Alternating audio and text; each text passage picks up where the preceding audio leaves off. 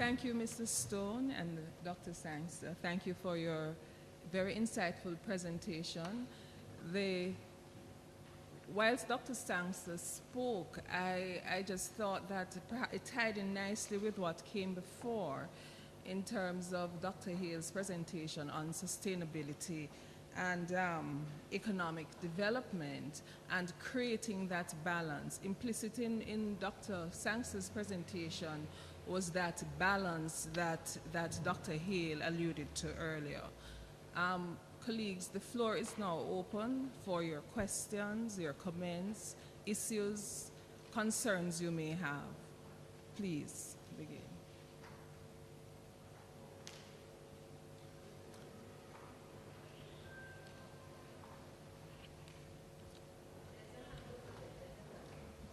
Please. Good afternoon, everybody.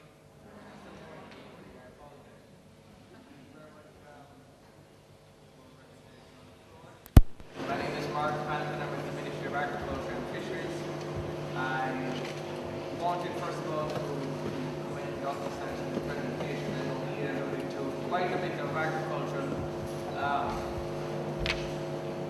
well, shall we say, that he alluded to the fact that agriculture has quite a role to play. Right, to just highlight some of the areas that I heard.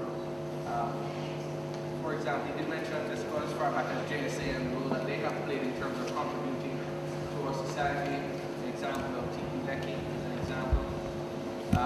We spoke about the fallout in bauxite remittances, even the tourism sector. The fact that we have to now grow our way out of and that involves agricultural sectors that were mentioned, bananas and sugar, and the challenges we face there. We spoke about low productivity, and we did an agricultural example, and of course the fact that we need to increase our export earnings. Dr. Hales, you mentioned agri-tourism, if I recall correctly, and the role that can play going forward. I bring that up merely from the standpoint that the vocational training institutes have a significant role to play in all of this. Agriculture, of course, we firmly believe at the industry, and I'm sure right around Jamaica has a tremendous role also in terms of growing our way out. We have a lot of programs that we are looking at. We have been strengthening our capacity in terms of extension of service, in terms of marketing, by growing those various areas within the ministry. However, with all the successes that we've been having, and we have seen where the Ministry of Agriculture has literally, over the last 6 quarters, had successive growth over the last 6 quarters, and significant growth. We're talking, 20%, etc., over each quarter. So, with each improvement that we make, it lends itself to certain requirements.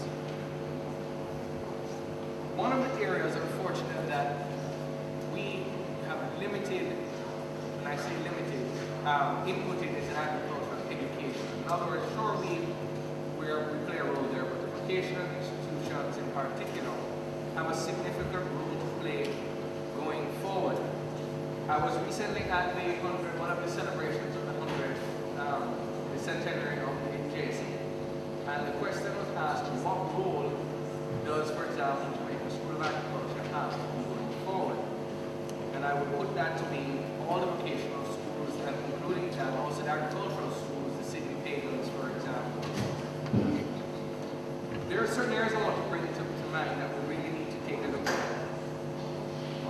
One of the things that we have done pretty much over the past is that we have looked at agriculture in terms of extension service as a sort of a general topic. If you're going into agriculture, you were trained in everything. You became this generalist in agriculture, which may have had its appropriate nature in the past. But the way we're going forward today, in truth and in fact, I believe we need to break down some of the modules that are presented in these institutions to become more specific. We need to, for example, if you look at the sugar industry, if you look at the banana, or if you go to some of our other commodities, cocoa, those particular industries rely on the extension service of the ministry, who are generalists. But in truth and in fact, if you're trying to grow a particular sector, you really need to have someone who is very specific in their training to assist those farmers in particular.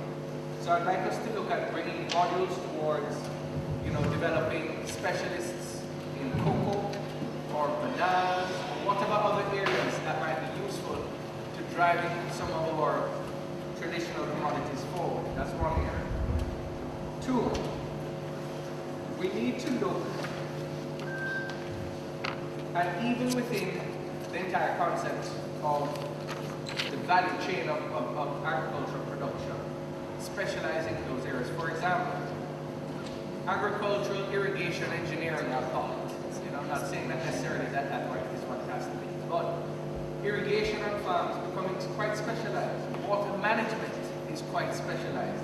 That has to be something that we really have to look at, training people that can go around from farm to farm, to work with an NIC, work with the farmers on their farm, and be able to assist them in getting their irrigation systems right.